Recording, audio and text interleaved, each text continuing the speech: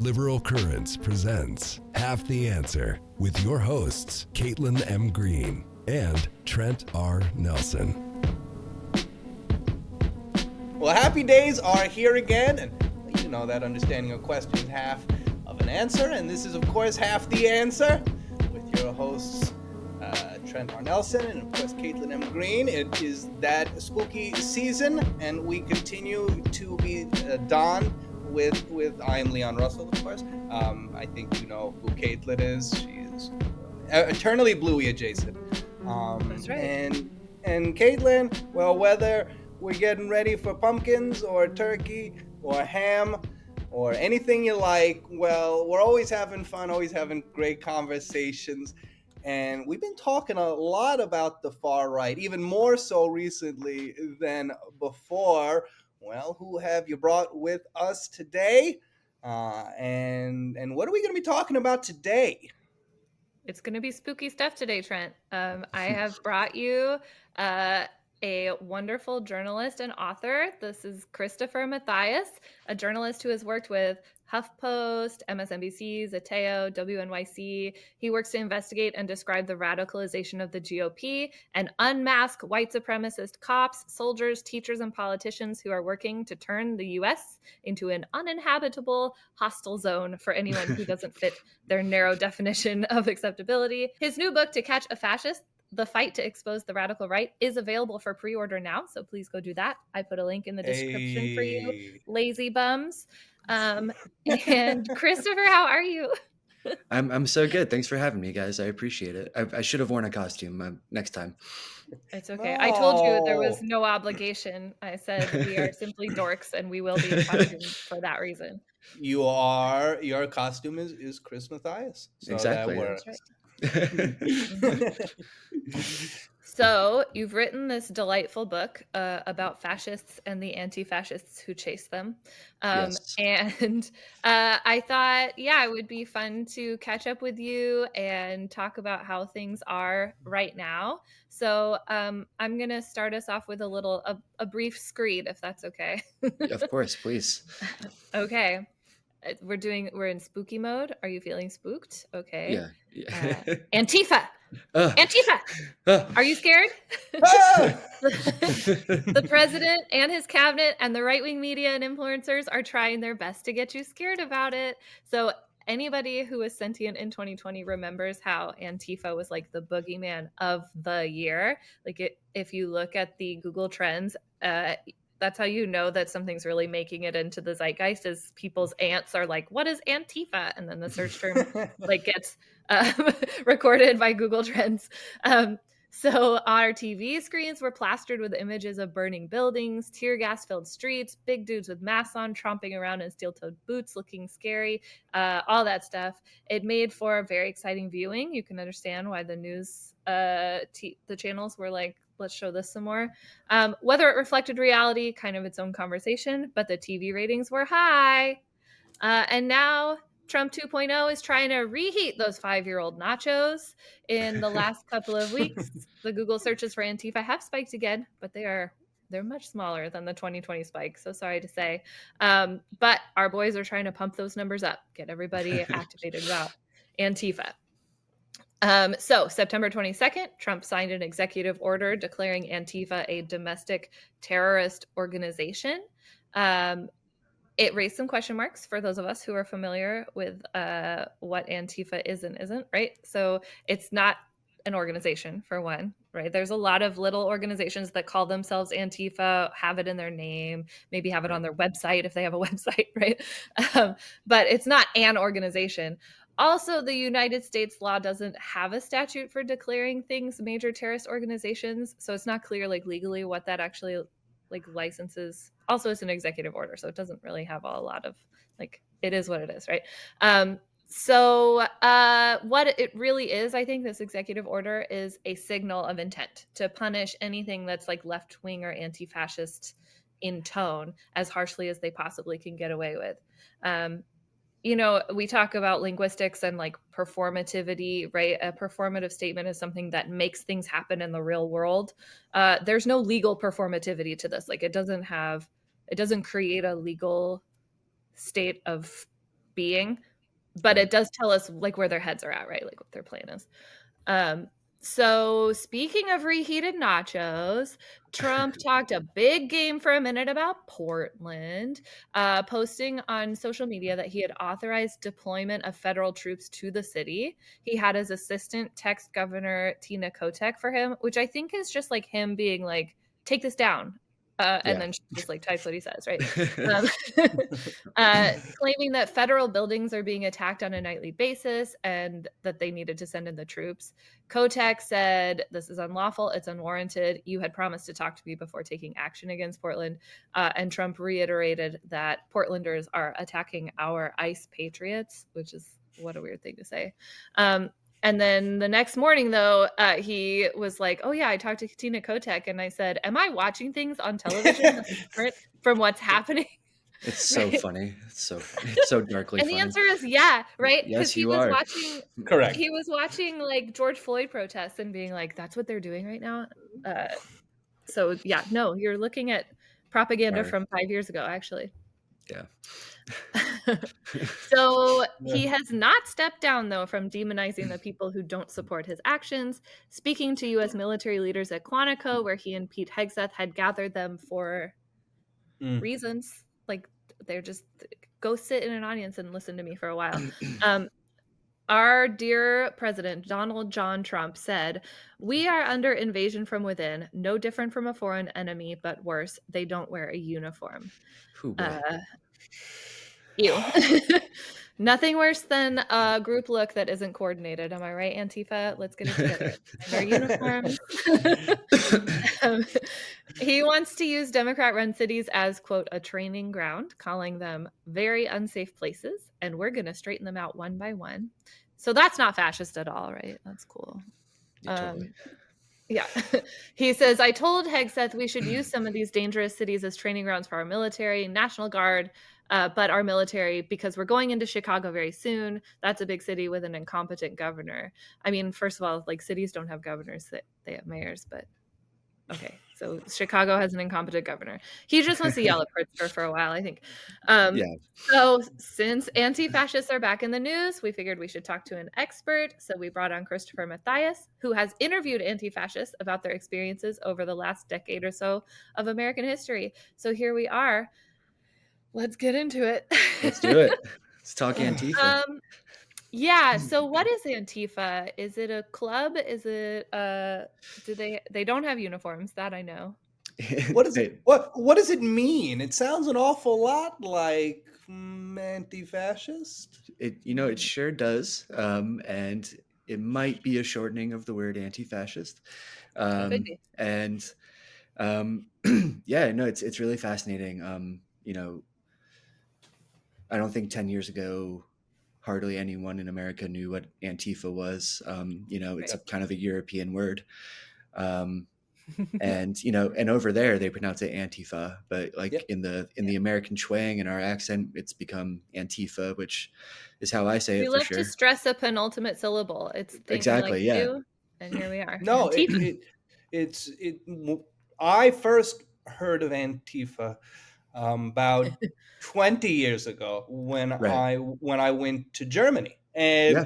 and you go to Kreuzberg and they have like anti-fascist like shops and little rallies and stuff, and you go No, in and you're like, they're oh, they're okay, it's very legit over there. I mean, like, yeah, Antifa, before I get into what it looks like in the US right now, very quickly, like, it's a term borrowed from interwar anti-fascist groups in Europe back in the 20s and 30s, kind of at the dawn of fascism itself.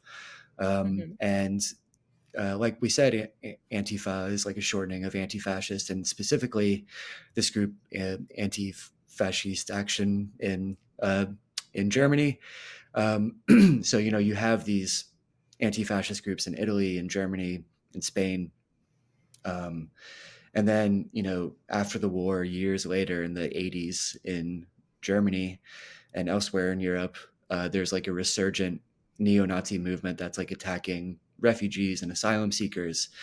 And a lot of leftist groups, kind of more militant radical groups, adopt the Antifa branding, and they bring back the three arrows, the two flags, kind of the symbols we associate with Antifa now. And meanwhile, in the United States, there's a similar phenomenon going on where in the punk scene, there's a kind of a Nazi movement that's kind of trying to infiltrate the punk scene. So these punks get together, they form some groups, one of which is called Anti-Racist Action. A lot of people in America now associate skinheads with Nazis, but initially, like, skinhead culture was an anti-racist, like, leftist thing. And yeah, so at any rate, Anti-Racist Action like kicked Nazis off the streets in Portland, in Minneapolis, and a lot of other places.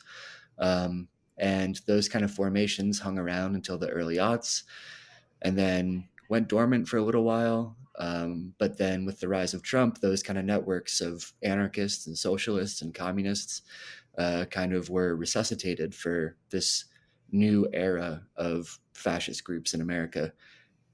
So at any rate, the way Antifa exists right now in America, it's a decentralized kind of underground network of leftists who directly confront the far right and try to disrupt the far right. I think most Americans would consider themselves anti-fascist, but what distinguishes Antifa from, I think, everyone else is that they take a more militant and direct approach. They think that Nazis sometimes need to be physically confronted in the streets.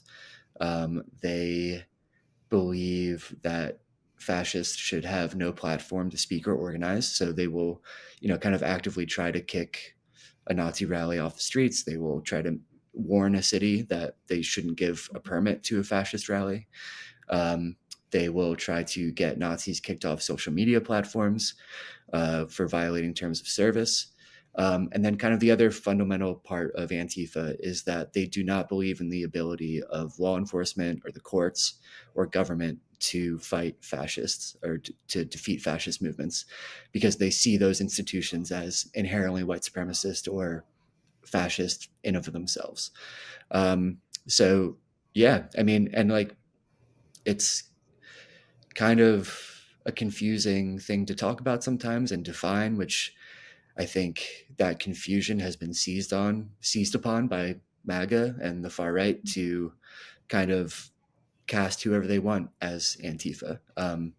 And so, my book focuses specifically on groups and activists that, will use the Antifa banner. They will, they call themselves Antifa sometimes. You're in Portland, Caitlin, and there's Rose City Antifa there, obviously. Right. And which is a real boogeyman for the far right. And yeah, okay.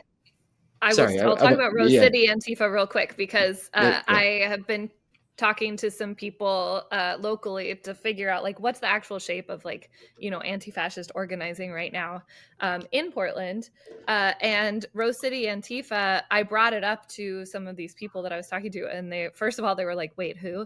Because they don't have a lot of like 3D world IRL presence. Right. They mostly are one of those sort of online groups that are maybe trying to get people kicked off of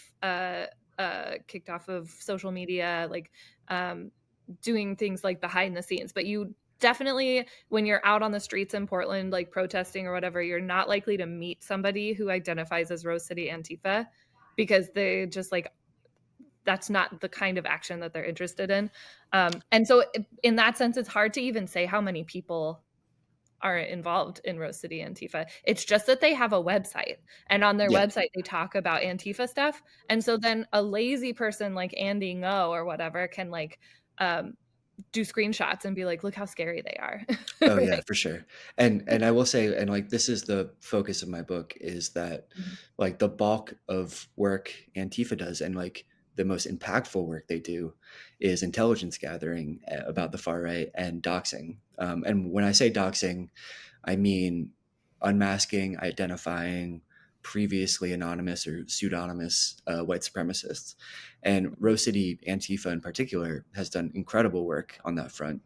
And the focus of my book tells the story of a anti-fascist activist who goes undercover into a Nazi group, into Patriot Front for 6 months, really fucks up their shit, steals, eventually is able to acquire 440 gigabytes of their internal messages, and photos and videos, which then go online onto a site called Unicorn Riot, which I'm sure you guys know, that anti-fascist researchers then use across the country to identify their local fascists.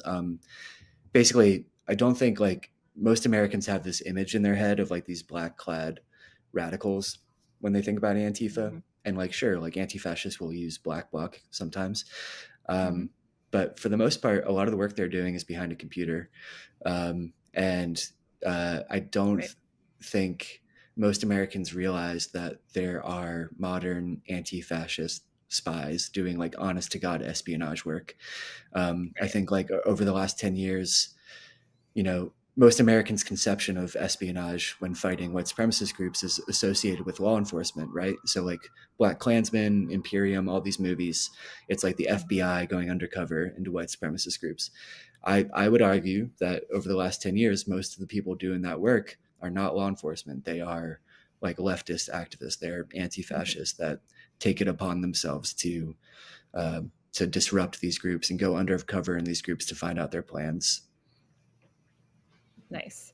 Yeah, that is so interesting. I've been looking at like what's happening in Portland because it's, in my neighborhood. And the ICE facility has been a place where people are doing some protests. It is pretty low key over there, but I've noticed that whenever they do like a changing of the guards kind of thing, then the agents get activated and they start throwing people around and pepper spray and those like pellets. I forget what they're called, like the little ones. I got shot. I got shot with those in Portland once. Yeah, they love those apparently. They love those. Right. And so like it's pretty predictable, the cycle, right? Because like when it's time for a shift change, then like something happens because somebody gets excited. But also like you simply are not seeing these like jackbooted sort of masked guys. Like no matter how late at night you stay there, you're kind of not seeing that unless they're members of Patriot Prayer trying to blend in because they think that's what like Black Bloc is. Which makes them immediately identifiable. It's so easy. Right. It's so funny. I actually didn't know Patriot Prayer was back in action. That's really interesting. I don't know that they're like in a large way back in action. I think it's just that one guy. That one guy. Okay. Yeah. It's that one guy. And everyone knows what he looks like. And everyone then just like, it's like, hey, so we know it's you. Yeah. Now. And then he does. It's like when NYPD officers try to go like plain clothes on the subways. Oh my God. It's like so obvious. Like, I was gonna use that example too. You were, football jersey, 100% of the time. Backwards baseball hat, like jeans, Skateboard over the shoulder. How do you do, fellow kids? Yeah, totally. It's very much that. It's like, how do you do, fellow Antifa? And everybody around them is wearing like a Columbia 3/4 zip, and like their backpack from work. Like, it's either that or it's a guy in like a chicken onesie. Right? Like, right. Yes. Nobody's dressed like you, buddy. We know it's you. Yes. We had many Luigi individuals running around Springfield, Illinois, which is where I am the capital. Right. So, I mean, it's anywhere you go, you're going to find a chicken suit or a Mario brother. Oh, God. I mean, you and I know as well as anybody, the urge to wear a costume is strong. Totally.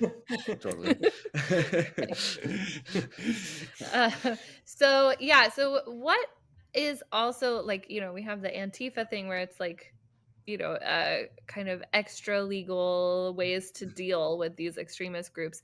What's the situation with extremist groups? Like, what do we have on the far right? Like, who are we looking at right now?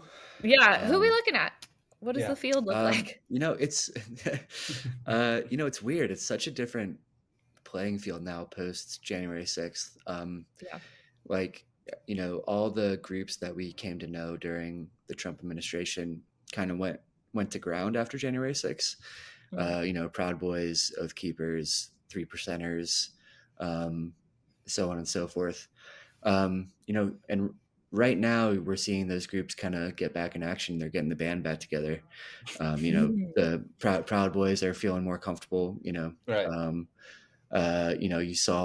We heard from Stuart Rhodes, the Oath Keepers leader, that he's kind of getting his stuff back together because all these guys got pardoned. Right. Yeah. And then, of course, the focus of my book is Patriot Front, which is still very much, one of the bigger white supremacist groups, like explicit white supremacist groups. You have more explicitly like neo-Nazi formations like Blood Tribe and NSC 131. That NSC 131's kind of more the Northeast. Blood Tribe's in Ohio. I'm trying to think what else right now. Oh, you have the Rise Above movement, which is, I think, a space to really pay attention to right now is kind of like gym culture and like mixed martial arts. So there's a lot of fascist organizing happening on the mixed martial arts scene. And there's some evidence that they are kind of taking over gyms and have their own gyms.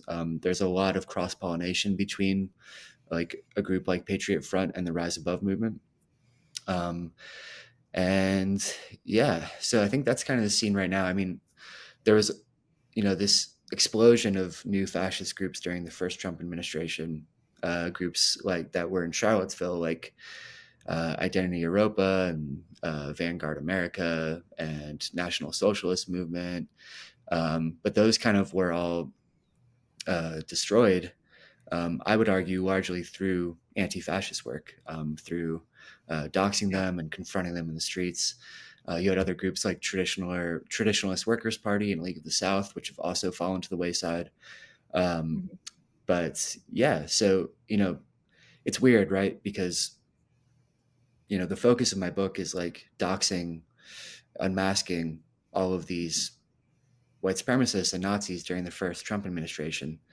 And the whole point of doxing, right, is to leverage a societal taboo against like being an explicit fascist or white supremacist to like create social consequences, right? So like if you dox a Nazi, someone that no one knew was a Nazi, that has a job as a police officer or teacher or a pastor, you're doing that because they shouldn't be in those positions of power, and you're like, they should probably be fired.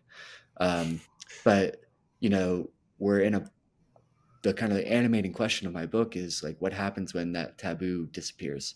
Right.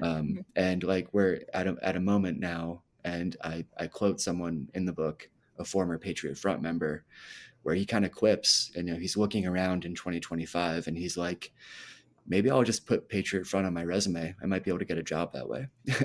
Yeah. Right. So it's like, it's weird. It's like we're kind of on new territory right now. Yeah. Well, Chris, I think that some of our listeners or viewers probably know who Patriot Front is, but would you be able to give us maybe a quick history about that and who they are and what they believe and why they are the focus of your writing? Yeah. Why they shouldn't be welcome in society. Sure. Yeah. So Patriot Front is a rebranding of a group called Vanguard America. Vanguard America was one of the biggest groups at the Charlottesville rally in 2017. And one of the people in their uniform was James Alex Fields Jr. And James Alex Fields Jr. was the neo-Nazi that at the end of the Charlottesville rally drove his car into a crowd of counter-protesters and killed Heather Heyer, injured dozens of more people, in this like really shocking moment, I think, of like a defining moment of political violence in American history. And afterwards, Vanguard America, like if you look at their internal messages to each other, which were obtained again, by an anti-fascist spy. They did not object to the attack itself. They thought it was cool, but they recognized that it might not be great branding for their group, not great PR. So Thomas Rousseau, who's this really pretty young dude from Texas, who always wears a cowboy hat, decides to rebrand the group Patriot Front. And Patriot Front, kind of is a straight up neo-Nazi group, but they disguise all of their neo-Nazism in Americana. So it's like very much like a red, white, and blue rebrand. They are very secretive. They operate on private chat servers. They commit acts of vandalism and hate crimes under the cover of night. When they hold rallies, they do flash mob rallies where they arrive at a place in the back of a U-Haul truck, and then The spill out U-Haul into the is street. so iconic, isn't it? Yeah, I love know. that. Well, and Okay. it's and now that's what ICE is doing, which is interesting. Right. But like they're just packed in there like sardines, like just these dudes. it's so silly. Like, yeah, they pack in there like sardines. They roll up into Philadelphia or wherever, spill out, get into formation, march through the city chanting. They're all wearing masks, and then Thomas Rousseau will give a speech, and then they'll march back into their trucks. And there's been moments where they have attacked people. Get back in the can, boys. Get back in the can. Yeah. It's always a Rousseau. Always a Rousseau. Oh, it's Oh Rousseau. no, Yeah. Trent. But yeah, and so they have, while a lot of other like white supremacist groups have been fallen to the wayside, they have like managed to stay alive, and are still around. But the reason I focused on them was there was a very cool, interesting effort to combat them, which I think did a lot of damage to Patriot Front, which was this anti-fascist spy that went undercover, went on hikes with them, went on missions with them, went to their meetings, and meanwhile was like, sometimes recording those conversations, was documenting their hate crimes, and then, meanwhile, collecting all these messages that anti-fascists across the country used to eventually identify about 80 members of Patriot Front, which is pretty remarkable. Yeah. That is powerful. Okay, so what do you say to somebody like Chaya Raichik, who posts pictures of like teachers who think it's okay to be gay or whatever, right? Right. And are like, but these people are a danger to society, and so I'm just doing what the anti-fascists do. Sure. Yeah, I think to paraphrase the drill tweet, like there's a difference between good and bad things. Right. And, you idiot. Yeah. What is it? It's like there's no difference between good and bad things, you idiot. You absolute imbecile. Yeah. Yeah.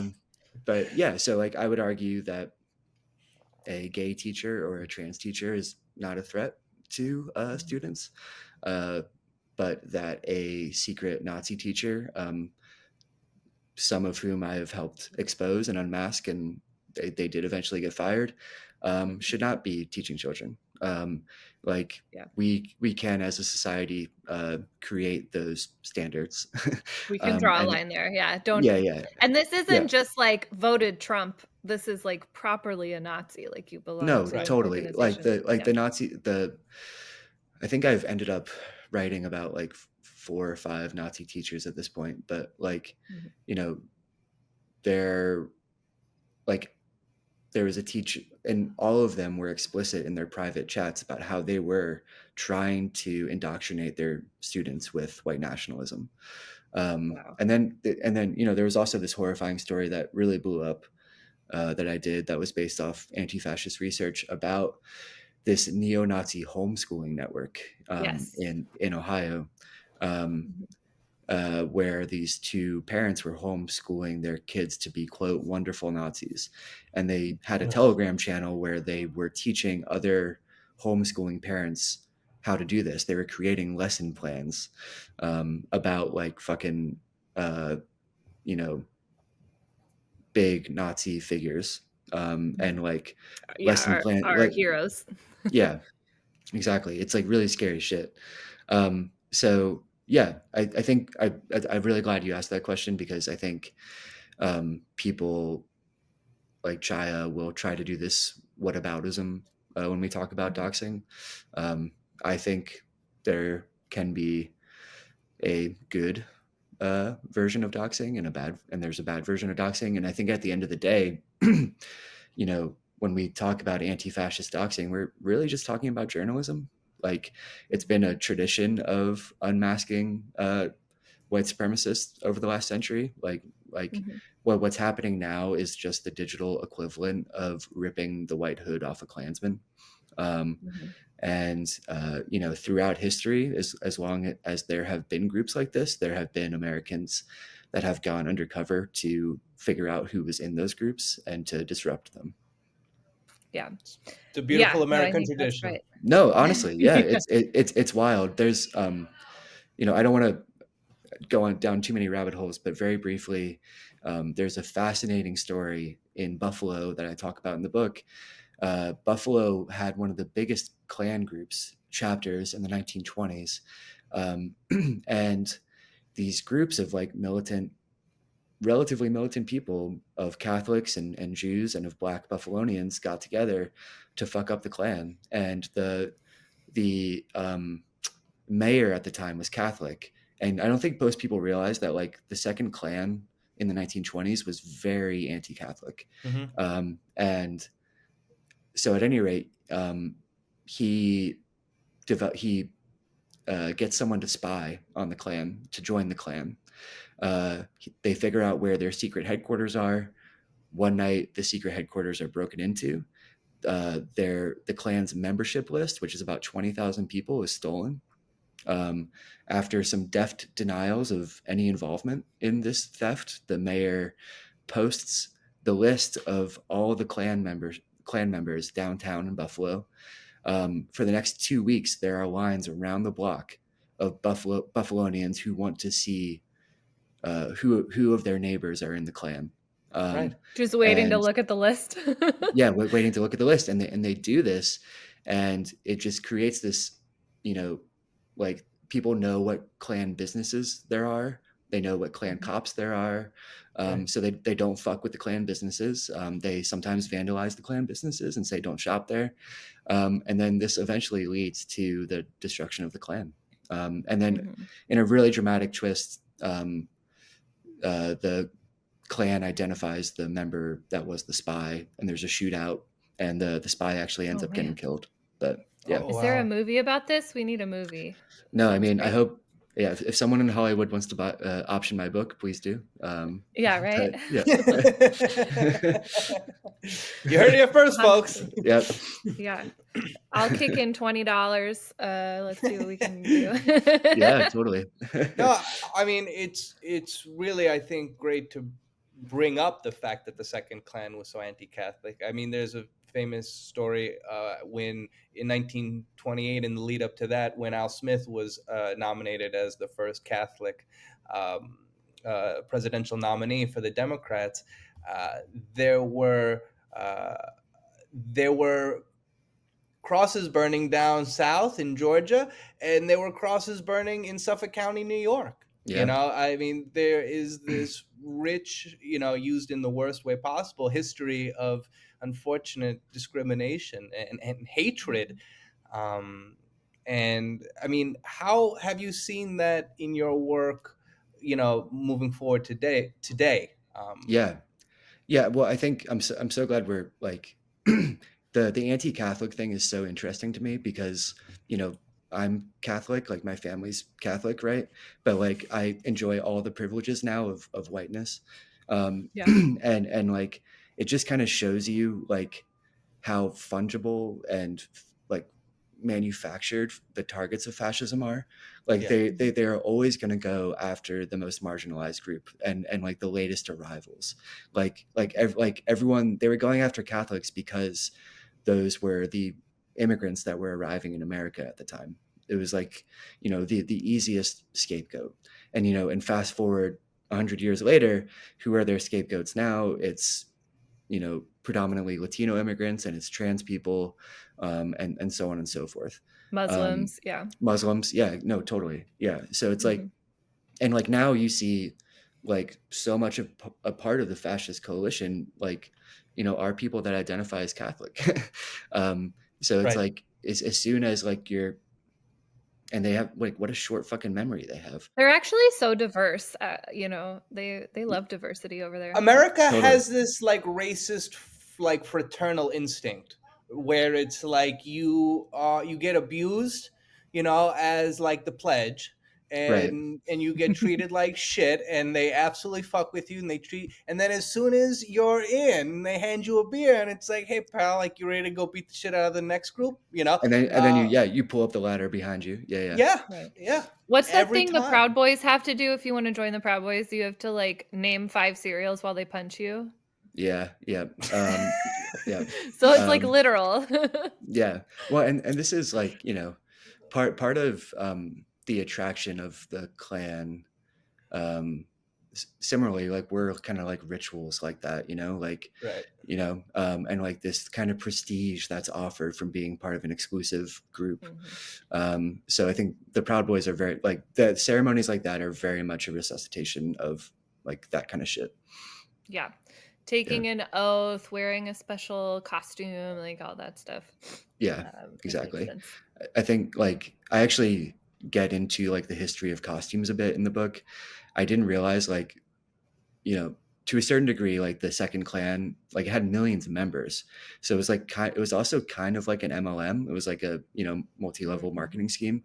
And they basically were making a fuck ton of money off like selling these guys robes and hoods. So like they had to create a factory in Atlanta to make all the hoods and robes. So like, my gosh. there's like a photo from 1920 of when this factory opened, and it's like dozens of people whose job it is to make like the hoods and robes for the Klan. It's like fascinating and horrifying, but yeah. Wow. That's so fun. All these little businesses that can pop up. I know. Yeah, it's Small Business Saturday, you know? Yeah. The Klan robe factory, for example. Yeah. You know, whatever like bullshit staffs and scepters and things they have to use. No, totally. It ain't much, but it's a living, right? Yeah. They're looking so cool. Okay. Yeah, but remember in 2020 when they burned down Portland? Totally. Yeah. Portland's not there anymore, right? Like, yeah, it's a smoking crater to this day. I'm actually not. I'm in the smoking crater right now. Yeah, you're the last one left. Yeah. Okay. Well, I also heard that somehow within the smoking crater there was like a self-sustaining commune, as well. I mean, I don't know how the two things work together, but pure anarchism and also desolation combined. Portland, what a place. Yeah, man. The 2020 was nuts. Like, I think people kind of forget like what a revolutionary summer that was. And like, I was in New York for it, so like, you know, I couldn't walk out of my apartment that summer without running into a protest. And I think it scared the shit out of the right, which is, I think the reason they blamed what happened that summer on Antifa was it was a way of depicting what was a very authentic grassroots mass uprising as inauthentic. And it was basically like this outside agitators trope on steroids, right? Like they couldn't contend with the fact that this was a real uprising. So they had to blame it on these like shadowy leftist agitators from out of town. Even though like, yeah, sure, like Antifa groups were taking part in those demonstrations, but they were like a vanishingly small part of those who took part. So it's really interesting now that Yeah. Trump is going after Portland again. He has to reach back to 2020. Yeah. Yeah. And what's so funny is like in Portland, a lot of the people that I know that were involved in like in Antifa stuff, they were mostly like street safety monitors and things. Like they were walking around the groups because it was like very grassroots. It was like a bunch of different people who all had different beliefs and different walks of life. They just had this one goal. And so then a bunch of the people who were experienced in anti-fascist organizing were like, well, number one, we got to make sure everybody stays on in between the crosswalks, and like number two, we got to make sure somebody's run up ahead and knows how many cars there are. Like that's like Totally. mostly what they were up to. Yeah. I mean, I remember like I covered in Portland it was like an anti-fascist counter demonstration for a Proud Boys rally, I think. And it was kind of my introduction to this idea of like everyday anti-fascism, right? So it's like you create like a really big coalition to like confront these groups. That's not just like militant black bloc. It's like people doing very like nonviolent things and sometimes ridiculous things, like wearing crazy costumes to like kind of like that's what we're good at over here. Yes. Yeah. I think, did I just read like in Portland they're doing some kind of naked march or naked bike ride? Oh yeah, so well we have an annual naked bike ride that's just a thing for fun, but there it's an emergency naked bike ride that we're having, which is like it's off of the normal schedule of the naked bike ride, and I think it's going to be a little chilly. So good luck, everybody.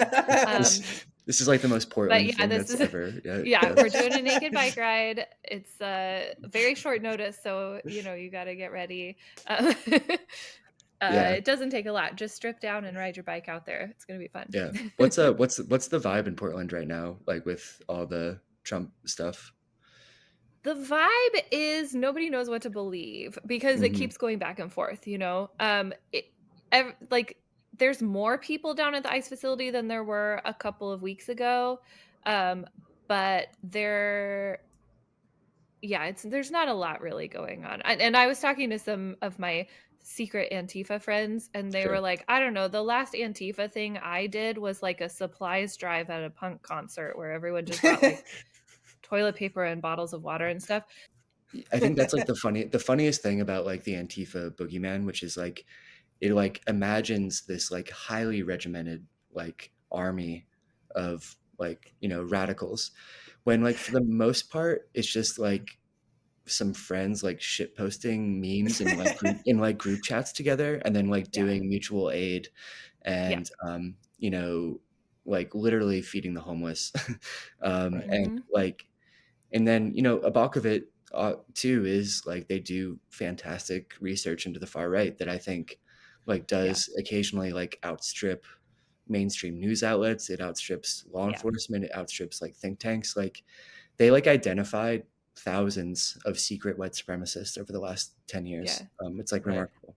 Yeah. I think the vibe that I mostly get is that like street brawls are not the point, like we're not here to do the street brawls. We're here to like solve some problems. And the way that we do that is usually not by like suiting up, Right. And again, like the street brawls were like brought on in Italy, like by the fascists, like so often history like misremembers like the order of operations insofar as, and again, I'm struck by this. We talk about it all the time when we're speaking about transgender individuals or gay individuals. This idea that the right speaks about people like this, and it becomes obvious very quickly that like they don't know any of them. Like they've never like had a chat with them. I doubt they've asked them about any of the things that they pontificate about. And it's the same thing with leftists. Like you just have to know a few leftists to be like, all right, these people, they're probably not hyper organized in the sense that you're like thinking they are. They're hyper organized in other ways, like their notebook collection is really awesome. Yeah, and and like there's some other really beautiful, cool parts about it, right? But like there's also an abstract quality about many individuals who identify, on the left, and so you see this sort of, I won't say renegade, but certainly the type of behavior that, yeah, Antifa is not centrally organized. I mean, No. you just need to know a leftist to know that. Well, yeah, exactly. It's like it's like that famous Monty Python bit, like, right, where like it's the peasant like talking about all the different like leftist formations and how they're all fighting each other. Like Yes. like Yeah. we're like the left is like oftentimes way if you know anything about the left, they're can oftentimes be very disorganized. Um, Yeah. so it's really funny in that The way. only thing the left hates more than the fascists are the leftists. Right? Yeah, yeah, The other ones, yeah. yeah. No, that's right. But Yeah. Well, yeah, and like you want to show up on the street if you think that someone dangerous is going to be there, right? So like I remember the drag brunch mhm. people, like sometimes somebody really scary would show up at one of those and try to do something, and there you would find black bloc, right? Because they Right. see themselves at least partly as like security, right? So they're there to just like stand in between these extremist groups and like families. Yeah, yeah. I mean, there. It was really interesting. Like a lot of, especially during that spate of the far right attacking drag time story hours. Um, Mm-hmm. like you saw a lot of groups like resort to asking their local anti-fascists to come up and protect them, Right. which Yeah. is really interesting. I think that's like kind of underscores um, the anti-fascist idea of community self-defense, and that like, you know, most Americans' idea of Antifa is them like punching Nazis, right? Um, and especially from like the summer of 2017 when there was a lot of viral Yeah. videos of that, like Richard Spencer got his clock cleaned. Specifically Richard Spencer, yeah. Yes. But, I think from the anti-fascist perspective, like, like that kind of violence is really selective and pretty rare.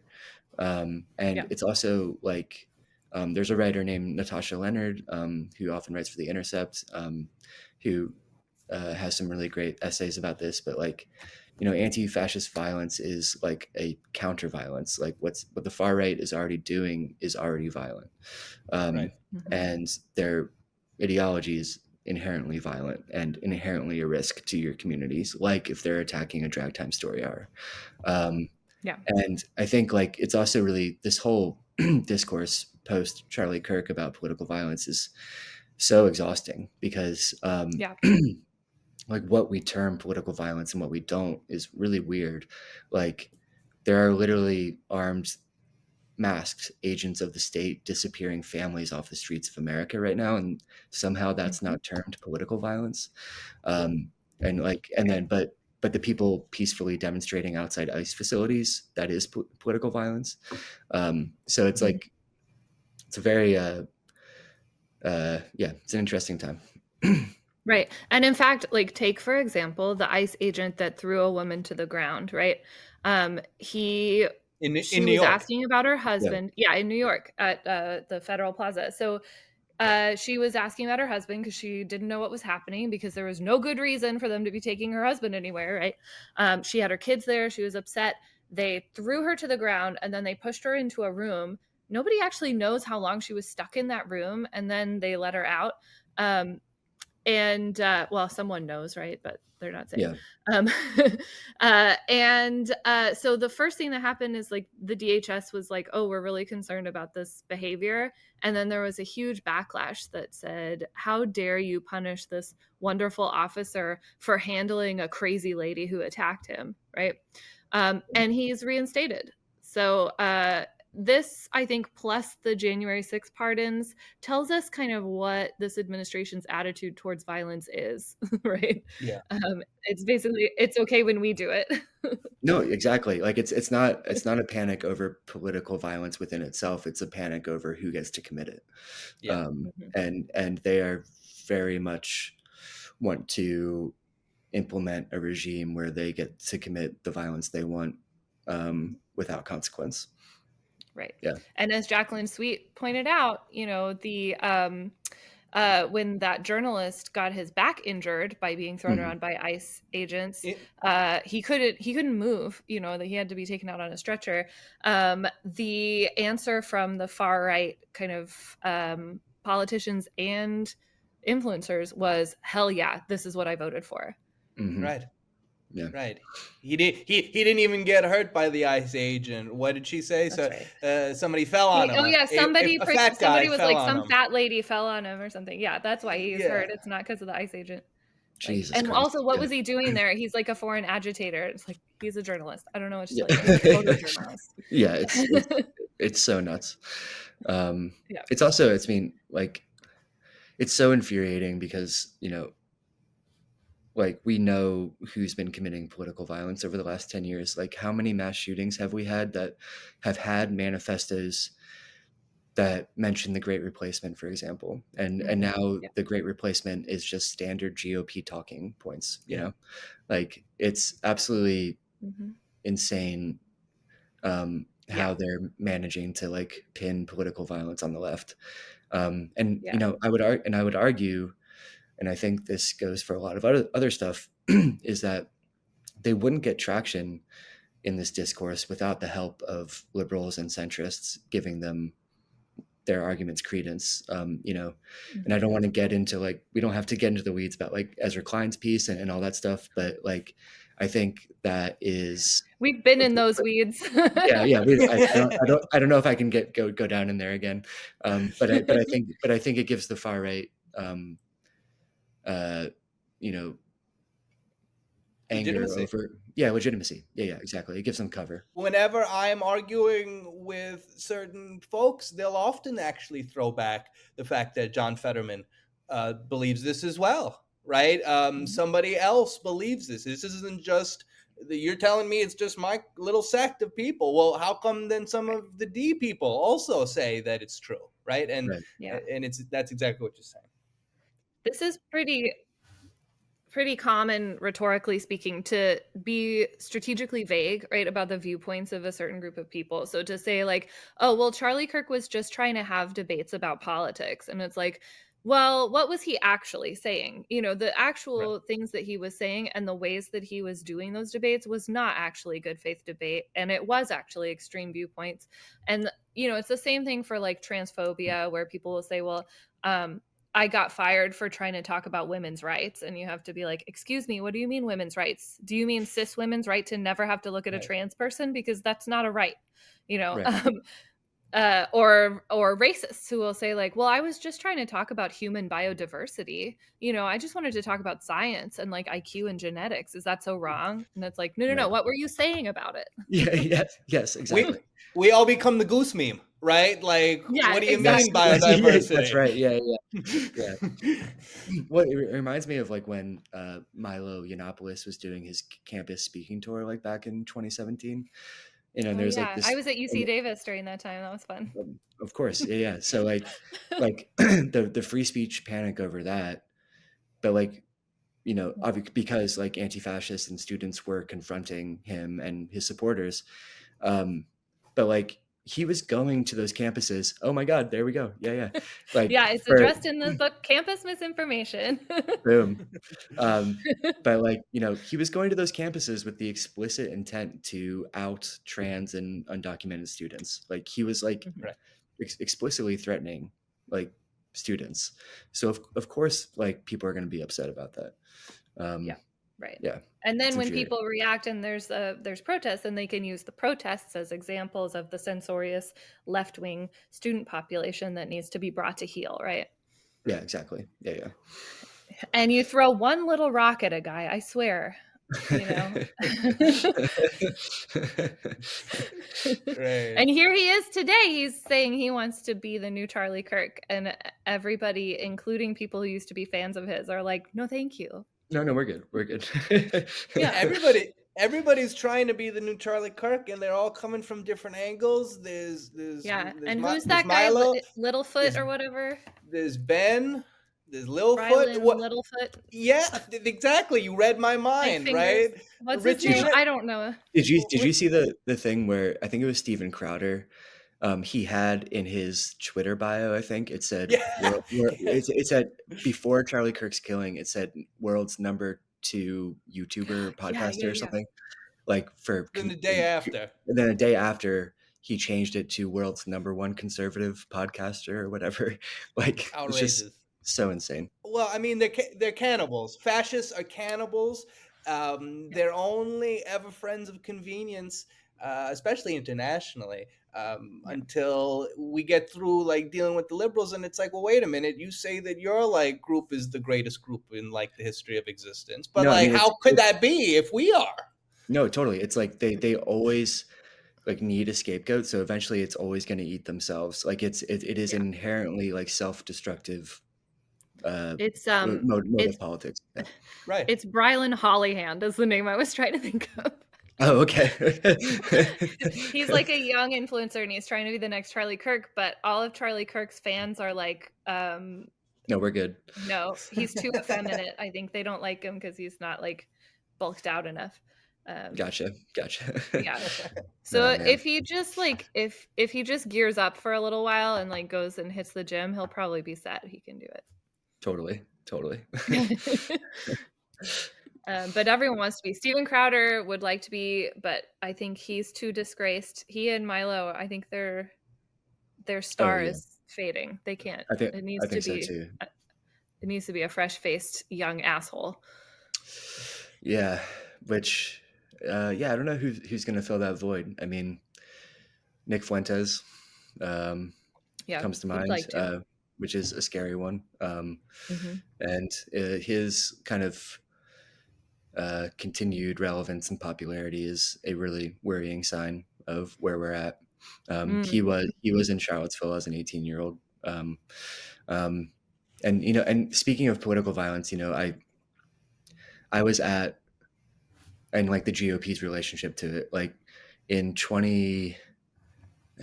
year was that? 2022 maybe. CPAC, the Conservative Political Action Conference in Florida, which of course has every GOP figure there. Nick Fuentes holds a side conference, a parallel conference called the American First Political Action Conference. And with some help of some anti-fascist researchers, it's at a secret location in Orlando. No one can find it. But with some help of some anti-fascist researchers who notice in photos that are starting to be posted, like some tiling on the floor, they're able to figure out what hotel it is. It's like one of like the 20 Marriotts in Orlando. So they tell me, and I drive there to this hotel to try to crash the conference. They don't let me in. I try to walk in with all the groypers. They immediately know who I am. And they start like surrounding me and calling me, homophobic slurs and stuff. And then I go back to my hotel and watch the live stream. And who shows up? But like, and Nick Fuentes, for context, is praising Hitler. You have someone calling for Fauci to be hanged. There is cheers and chants of Putin because there's bombs falling on Ukraine that night. Explicitly political violent stuff. And who gets on stage but Marjorie Taylor Greene and Steve King and Tom Homan. So this was the really funny part, is that Tom Homan was there, the current head of ICE. He was there. And I figured out he was there. And I called him afterwards. And he told me that he had been invited and he was going to be the featured speaker. But while he was waiting, he Googled Nick Fuentes' name. And like I always like can hear the Curb Your Enthusiasm music like cueing it. And the reason he left is not because was all the stuff about Nick Fuentes being a white supremacist. It was because he didn't like what Nick Fuentes said about Ukraine. So he left. But And you know Tom Holman, you've spoken with him, I've spoken with him. This man is like incarnate evil. Like he is the type of person who has a sort of malevolence in his voice, this sort of like tired anger, this like 50-year-old like, oh, he's the worst. These funny lies to be like, no, I don't actually know who Nick Fuentes is. oh, You're right. right. They all know who Nick Fuentes is. They all know. Yeah. And again, if not for the societal taboos that you mentioned before, Chris, that are Mhm. disintegrating in many places, they'd be up there. He'd be up there speaking Yeah. and saying all the same stuff that he's saying now on Fox News. It's like no difference, you know? I mean, What you're missing is that all this praising Hitler and cheering for bombs on Ukraine and all that stuff, that's doing politics the right way. You know, that's somebody who really understands that we are going to have to live here together. Okay. The Yeah. one Ezra Klein thing, so that was annoying when Ezra Klein said that. But also when he said of Charlie Kirk that, like, oh, Charlie Kirk does politics the right way because, for example, he accepts the outcome of elections. That made my head explode because no, he Yeah, did not. he sent buses He, to January 6th. that's right. He literally drove people to the insurrection. What do you mean? It's just yeah. like, yeah, it's like the kind of liberal centrist pundits that are doing this, like they're like they have to hold on to this fictional version of the right and of the Republican Party that is like respectable and that like they can have polite disagreements with. Right. And like that Republican Party hasn't existed in a long time, Yeah. if it ever Yeah. did. And it's very much like this kind of West Wing fantasy of politics. That's right. Yeah, and I think they're reasoning backwards, right? They're like, "Oh, well, politics must be normal, so therefore everything this guy must be normal," right? And it's like that same thing where you're like, "Oh, well, things must not be so bad because if they were, somebody would be doing something." Totally. Right. Yeah, it's this like circular It's logic, right? you. And it's yeah. And it's also, I think is an example of like, like a lot of the people I interviewed in my book became more militant anti-fascist because they were brushing up against like honest to God fascists in their everyday life. Like they, um, like it was starting to affect them personally. It was starting to affect people that knew them personally. And I think with some of these pundits, like it hasn't really come from them, come for them yet.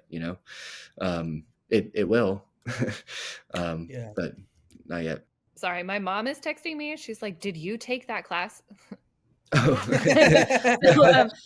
yeah, so for the listeners, today is October 2nd, and we just got news that a person ran into a classroom on campus at University of Washington, yelled a bunch of Hitler stuff, and then got chased out basically by the students and the professor, because you shouldn't do that. And I went to UW as an undergrad, and I audited that class. And so it is the class on diversity of human sexuality, which I believe is why he went there specifically. But like you were saying, when extremism confronts you, you have a choice, right? You can act or not. And in this case, those students acted, and they were very clear and unequivocal about how they felt about a Nazi showing up and yelling Nazi stuff in their class. And Yeah, for that, we celebrate you. Yeah, it's kind of inspiring. Yeah, we're so proud. And the professor was a hero because, like, I've taught college classes. I've had to deal with disruptive behavior, but I've never had to deal with a Nazi running into my class and yelling at us. That's Totally. Yeah. I mean, I kind of think of it as like if you're in a bar and someone comes in and starts yelling slurs and Hitler shit, like that person is a threat. Right. And like it's within like the right wants to frame freedom of speech in this weird way, which means speech without consequences. And like, no, if you come into a bar and you say that shit, you're liable to get your ass kicked. Like, like we should be proud of that dynamic, I think. Right. Yeah, and like when you sound to all the world like someone who's ramping up to hurt somebody, yeah, like we get to react. Like, Yeah. Like I will ask you to leave the bar, and if you don't, then I might have to make you leave the bar. Yeah. Well, it's Right. like you Or the said classroom. before. Yeah. It's like you said before, right? It's actually oftentimes counter, right? Mhm. It's like trying to defend or protect. We might call that self-defense in another environment, right? You might. It's Or you're they call try- it community defense, right? That's Right. the general term for this. Right. Exactly. Those Yeah. kinds of actions. Mhm. Yeah. So Well, go you, I Dub. think go UW, go dogs, bow Go down, dogs. etc. And yeah, I have to wrap up because I have a child to acquire from a preschool. Whether it's my child, that's none of your business. And so, do you have any final thoughts that you'd like to leave us with? Oh man. I mean, You'll so be many. back. You'll be I'll back if yeah. you got time. Don't Yeah, worry. please have me back. I really appreciate you guys talking about this. It's wild to have just, finished writing a book about Antifa and for it to be suddenly so relevant again. Yeah. And so What a time I to be hope, alive. yeah, what a time to be alive. And I wish I could publish the book tomorrow, but alas, it doesn't come out till February. I think it's really good. So yeah, please pre-order it. Thank you.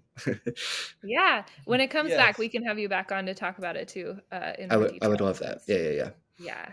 Yeah. If I'm Thank you not very fleeing much. the country by that point, but Where yeah. where I mean, where that's can the same for all of us. Yeah. literally where can people find your work other than there? Yeah. Other writing, other books, stuff like that? Sure. Yeah. So I was a longtime reporter at HuffPost, but I left there earlier this year, and since then I've been writing for The Guardian and MSNBC and Zeteo. So I'll be writing for those places more. But for the most part, just follow me on Blue Sky at Let's Go Mathias. And I'm on the Nazi site at Let's Go Mathias as well, but I don't post there as much. All the Nazi researchers still have their accounts on there because, of course, they do. You have to. All right. Well, thank you for joining us. We will link to the pre-order link for your book and some of your work as well in the description of this podcast. So please look there. Really nice talking to you guys. Thank you. Good to talk to you. This has been Half the Answer, where knowing your question is half the answer. We love you. We'll miss you. Goodbye. Thanks for listening to Half the Answer, presented by Liberal Currents. You can find Half the Answer anywhere you get your podcasts. Liberal Currents is an entirely listener and subscriber-funded publication, which includes programs like Half the Answer and Neon Liberalism. So, if you like what you've heard and wish to contribute, you may do so at liberalcurrents.com and through Patreon. And remember, understanding a question is half the answer.